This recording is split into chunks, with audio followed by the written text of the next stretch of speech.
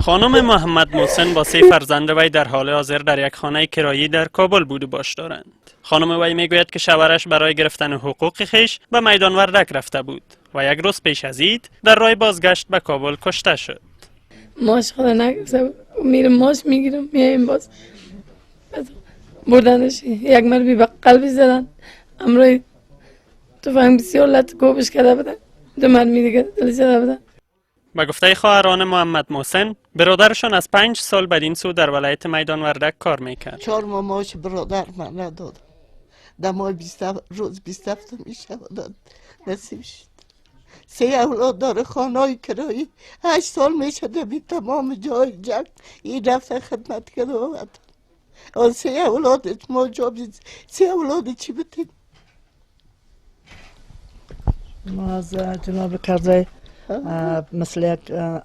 مثل یک هموطن ازش خواهش میکنیم، مثل یک دوست ازش خواهش میکنیم، مثل یک فرد از این وطن خواهش میکنیم که اگر مشکل جلو گرفتن از این قسمش خاص، اما برای امی اولادش خو که از پشت خانه کرایی، از پشت در بدیر زنشان هم جوان است، در این شرایط مشکل است. اگر میتونن، اگر کمک بتونن، میتونن رئیس جمهور اصلا با ما و شما خو معلوم است. بزرگترین فرزند محمد محسن که 8 سال دارد در حال روز شماری دوری پدر خویش است. عبدالله مش برای من نریده برام همیشه آرزو داشت که خانم بخره. هر کسی که عمل اجرا کرده، چی طالب بوده، چی هر کسی بوده، هر جنایی بوده، بسیار یک عمل ناجوان مردانه را اجرا کرد. شاهرای کابل کندهار پیش از این نیز شاهد چنین رویدادهایی بوده است. رویداد اخیر همزمان با پخش پیام عیدی ملا محمد عمر رهبر گروه طالبان صورت میگیرد که در آن به افراد این گروه گفته شده بود تا در برخورد با شهروندان کشور از احتیاط بیشتر کار بگیرند. اولادش خو که از پشت خانه کرایی، از پشت در بدیر زنشان هم جوان است، در این شرایط مشکل است. اگر میتونن، اگر کمک بتونن، میتونن رئیس جمهور اصلا با ما و شما خو معلوم است. بزرگترین فرزند محمد محسن که 8 سال دارد در حال روز شماری دوری پدر خویش است.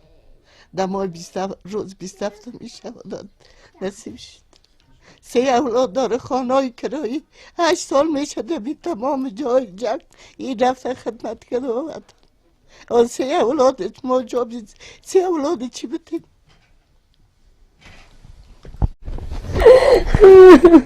خانم محمد محسن با 3 فرزند وی در حال حاضر در یک خانه کرایی در کابل بود و باش دارند. خانم وی میگوید که شوهرش برای گرفتن حقوق خویش به میدان وردک رفته بود و یک روز پیش از عید در راه بازگشت به کابل کشته شد.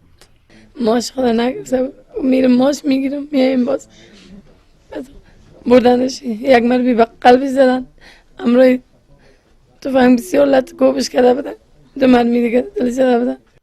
به گفته خواهران محمد محسن، برادرشان از 5 سال بدین سو در ولایت میدان وردک کار میکرد. 4 ماه معاش برادر من نداد. ما از جناب کرزی مثل یک هموطن ازش خواهش میکنیم، مثل یک دوست ازش خواهش میکنیم، مثل یک فرد از این وطن خواهش میکنیم که اگر مشکل جلو گرفتن از این قسمش خاص، اما برای